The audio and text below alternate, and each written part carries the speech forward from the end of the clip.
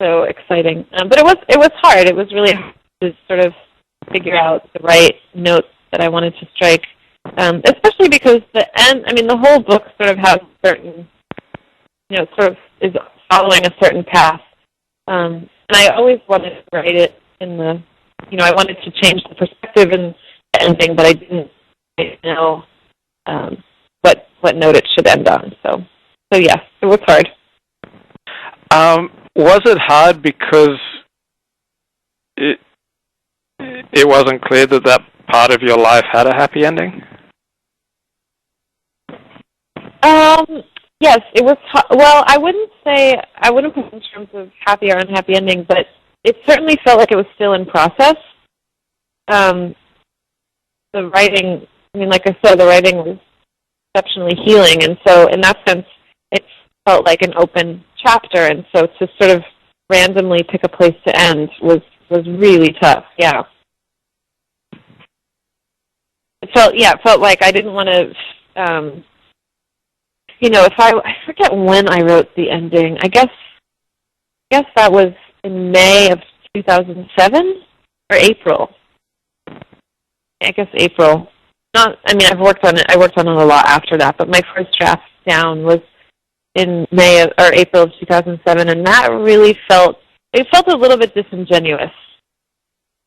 That like, okay, now I can wrap it up and everything's great, but yeah, so I tried to work with that as best I could. From the perspective of art, what did your ending need to accomplish? From the perspective of art, Luke, that's a good question.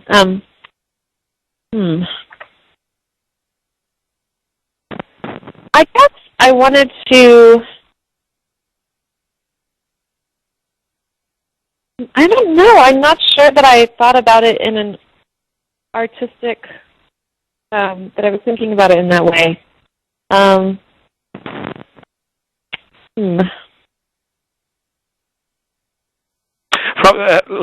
me rephrase it then. From the perspective of storytelling, what did your ending need to accomplish? Oh, well, the main thing I wanted to show was that there is a sense of ownership over the story that's sort of not in most of the text. And I'm, referring to the first person switch. But also, I guess I just wanted. It was hard. I guess going back to your question about the difficulty of it was hard because I had this instinct that I wanted to say everything. I wanted to say lots of things, and then ultimately, I think I came to realize that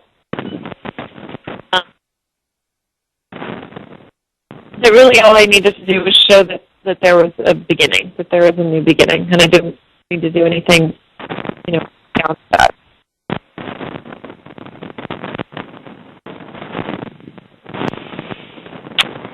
I'm fascinated with this whole question that we're on, because I read every word of the book.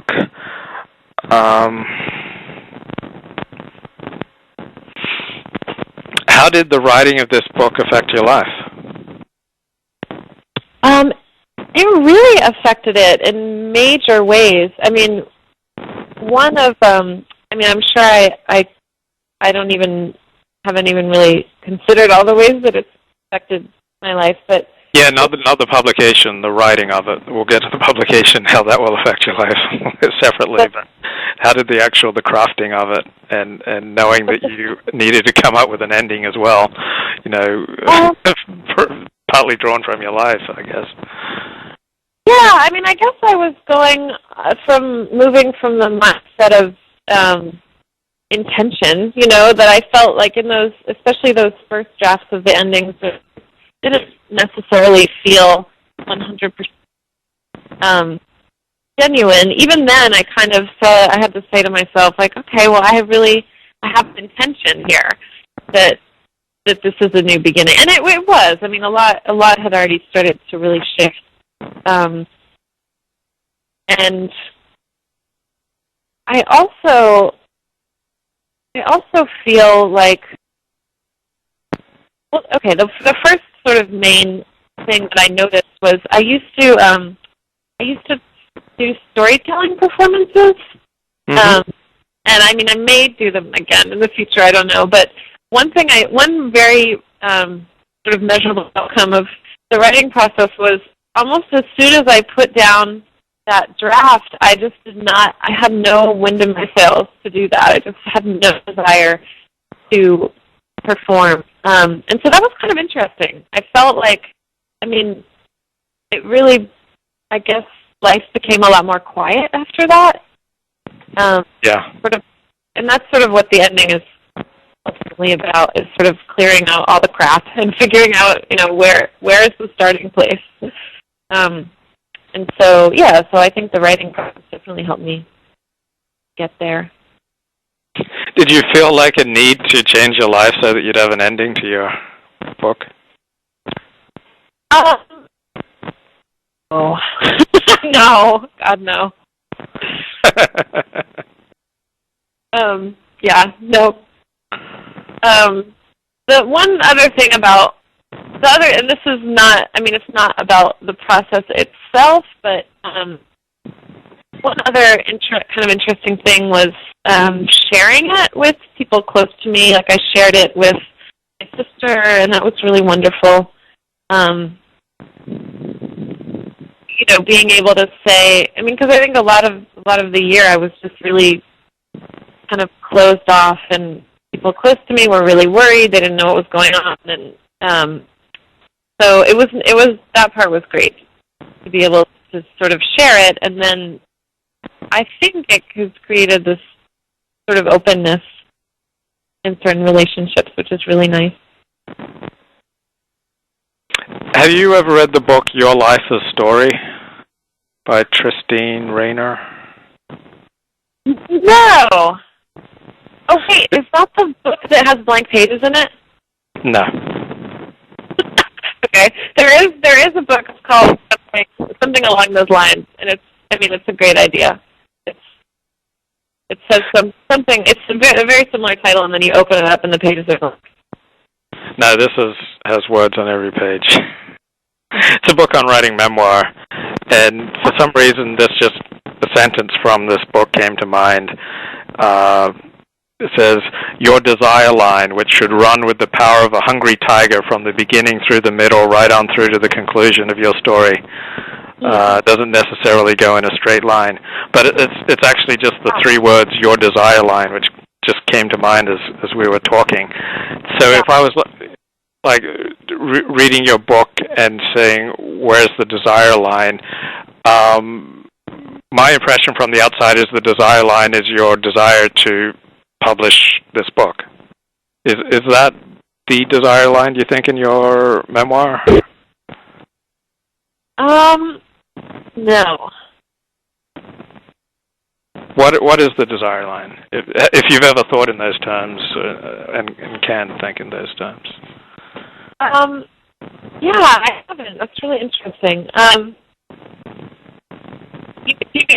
Can you maybe phrase it another way?